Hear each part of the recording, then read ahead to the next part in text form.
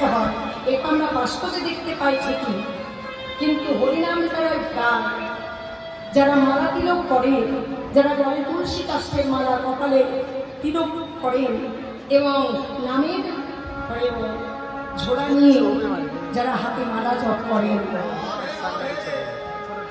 সেই ভক্তের অবস্থাটা কেমন হয়। আর যে সারা জীবন হরি কথা গাইল না, তার অবস্থাটা কেমন হয় একটিবার শুনে নেব।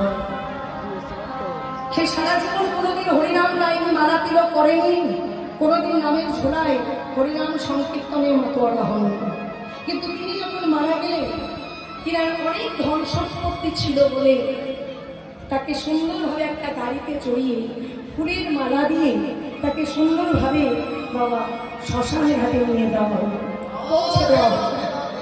তাহলে সে তো কোনোদিন হরিনাম গায়নি, তাহলে সে কেন এত সুন্দরভাবে শ্মশান ঘাটে গেল? কিন্তু যে কোনোদিন গায়নি সে গেল এত সুন্দরভাবে, আর যে সারা জীবন হরি কথা গাইল, মালা তিলক করলো, জপের মালা হাতে নিয়ে বসে রইল, সে যখন মারা গেল বাবা, সেই বৈষ্ণব তার অর্থ ছিল না বলে তাকে যেমন করে হোক, তাকে যেমন করে হোক শ্মশান ঘাটে পৌঁছে দিতে হবে, এইভাবে তাকে যেমন করে শ্মশান ঘাটে পৌঁছে দেওয়া হবে।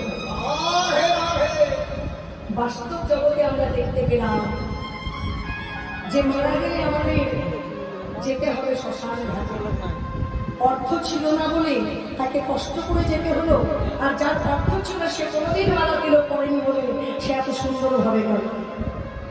এটা আমরা বাস্তবের সাক্ষাৎ দেখতে পাই, কিন্তু যদি গভীরভাবে আমরা দর্শন করি, পদকর্তা কি বলছে জানুন?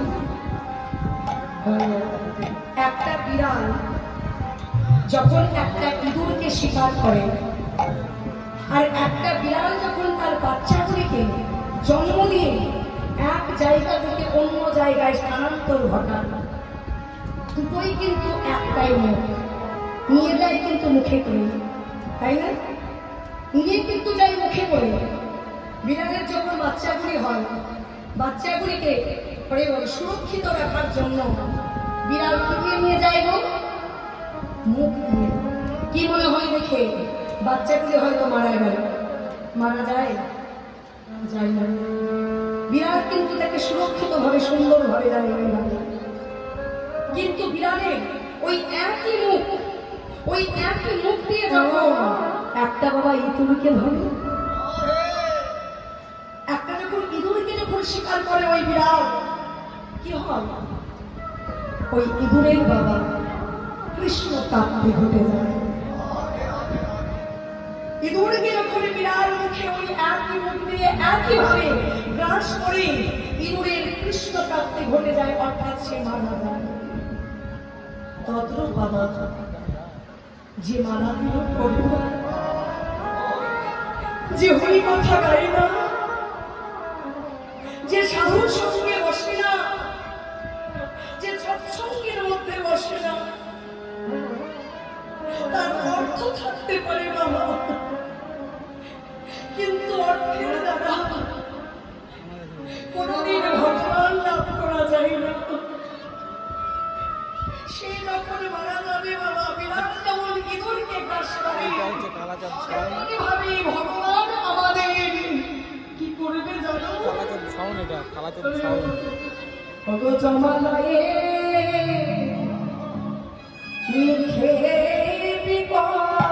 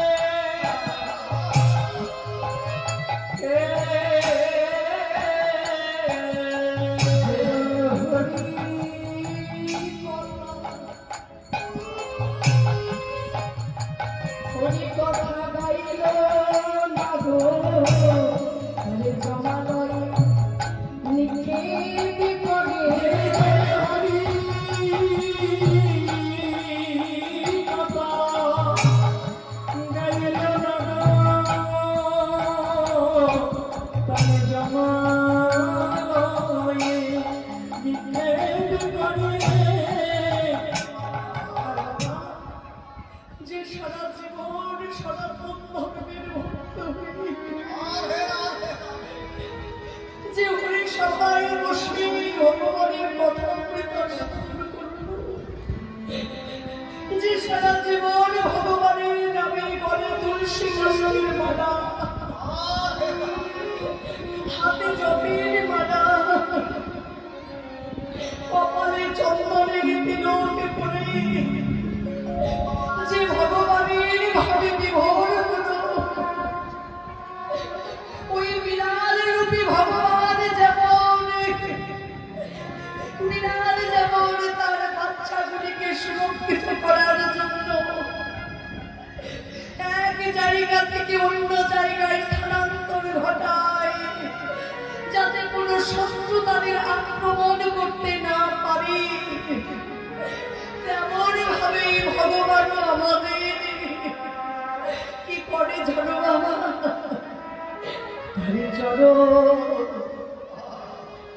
চরণেতে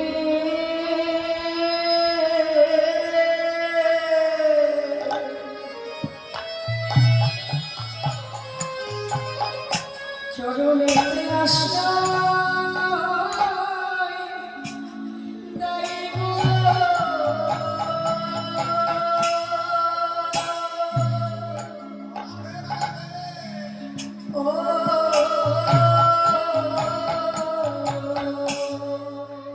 ওজে আপনে চরণ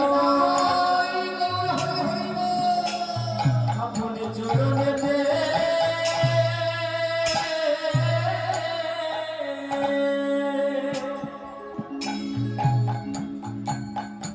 চরণেতে আশ্রয় দাইব,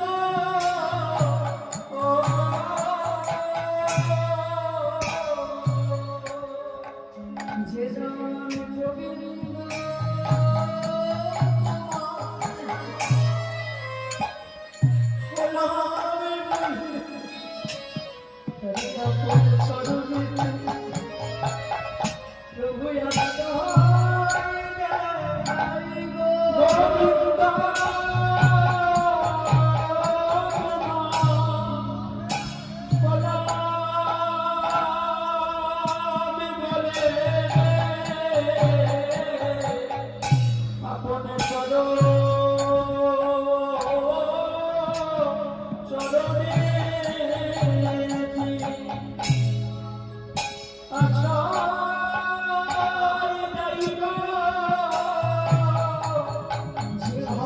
সারা জীবন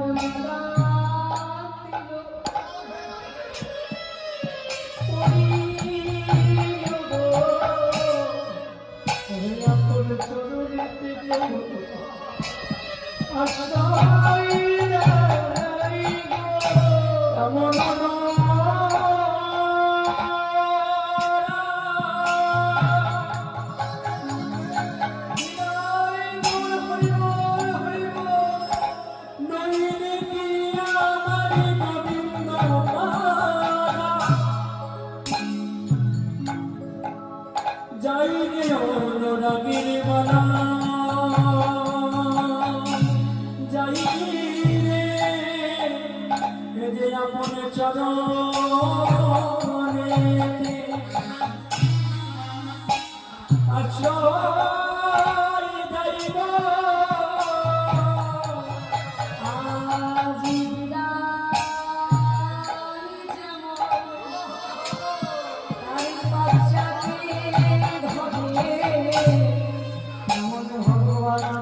চরণেতে আশ্রয় দাইব, বিরাট যেমন মুখে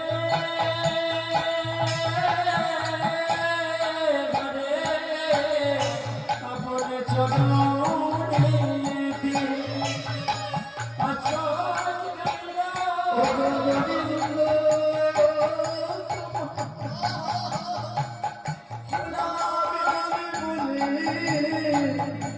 আপনে চরণেতে আশ্রয় দাইব,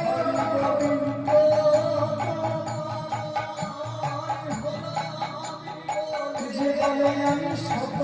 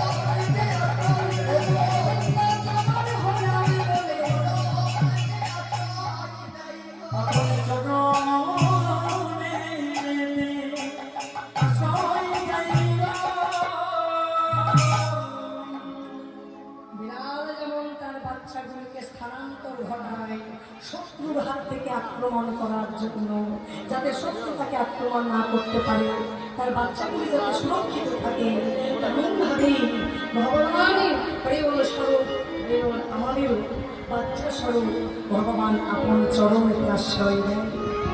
তাই আজ পদকবি এক পাশে কলম দিয়ে বললেন রাধা ভাবে বিহল হয়ে আজি জটিলা হল